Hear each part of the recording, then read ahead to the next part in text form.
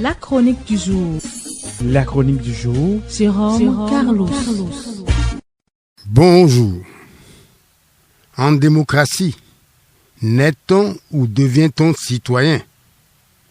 Naître citoyen, c'est se faire reconnaître juridiquement un droit de cité sur un territoire donné, en lien avec la parenté, en rapport avec le lieu de naissance. Devenir citoyen suppose que c'est au bout d'une volonté affirmée, d'un effort soutenu, qu'on parachève une quête, celle de se faire reconnaître citoyen d'un pays. D'un côté, une citoyenneté mécanique et automatique, de l'autre, une citoyenneté construite, méritoire et méritée. De quel côté nous situons-nous? Nous avons fait l'option de gagner notre pain à la sueur de notre front. C'est dire que nous refusons de jouer les profiteurs, les cocos, comme qui dirait en Côte d'Ivoire, ceux-là qui se croisent les bras, attendant que les alouettes leur tombent toutes rôties. La démocratie est une école. Elle est à l'image de nos bois sacrés. Le citoyen, elle, en est le produit. Il est le fruit d'une longue maturation par les chemins complexes et difficiles de l'initiation. Le citoyen est par conséquent un initié, porteur comme tel de connaissances spécifiques, dépositaire comme tel de valeurs humaines certaines. Quelles sont-elles?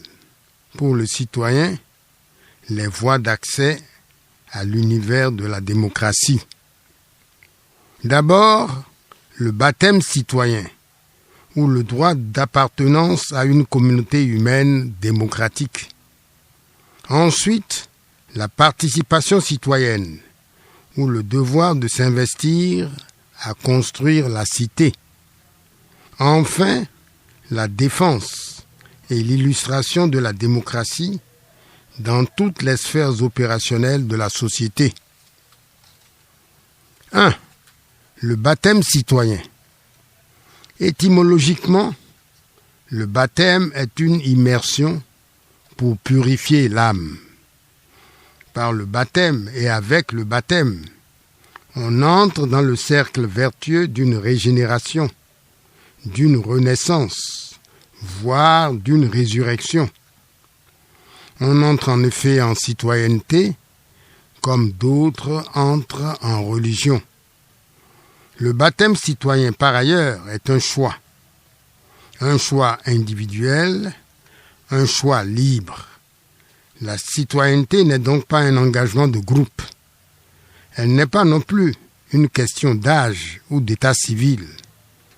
La citoyenneté consacre le moment d'une prise de conscience, parce qu'on a réuni les conditions nécessaires pour acquérir le droit d'appartenance à une communauté, parce qu'on a conquis le droit d'être reconnu citoyen à part entière parmi d'autres citoyens. 2. La participation citoyenne. La citoyenneté n'est pas un titre de gloire qu'on agite bruyamment comme un trophée de guerre. La citoyenneté soumet à des obligations. Aucun citoyen digne de ce nom ne peut s'y dérober. Obligation de mobiliser le meilleur de ses ressources, du cœur et de l'esprit, pour construire la cité. Ces obligations gravitent autour des actes d'action que voici.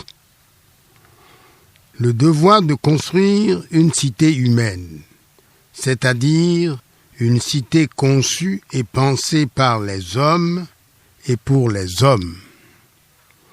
Le devoir de restaurer des valeurs cardinales, les valeurs qui fondent notre commune humanité et nos raisons de vivre ensemble.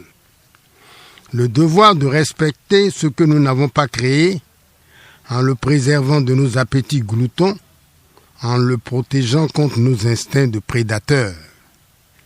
Le devoir de traduire nos différences en un concert de tons et de sons en parfaite symbiose et harmonie. Une autre manière de dire la paix, une autre manière de vivre la paix. 3. La défense et l'illustration de la démocratie. Le citoyen est un soldat de la démocratie, à charge de la défendre et de l'illustrer, en tout temps, en tout lieu, partout où besoin est ou sera. La démocratie, c'est la liberté, c'est le pluralisme, c'est la défense des plus faibles. Sans la démocratie, la citoyenneté est sans contenu. Sans la démocratie, le citoyen est invisible. Pour dire que la raison d'être et de vivre du citoyen, c'est la démocratie. Exigence donc de démocratie partout, du champ de l'action gouvernementale à celui de la société civile. 2 espaces complémentaires avec chacun sa logique propre, mais 2 espaces qui sont portés l'un et l'autre par le même idéal, servir les autres. Merci pour l'attention et à jeudi prochain. C'était la chronique du jour. Retrouvez la chronique sur www.capfm.com.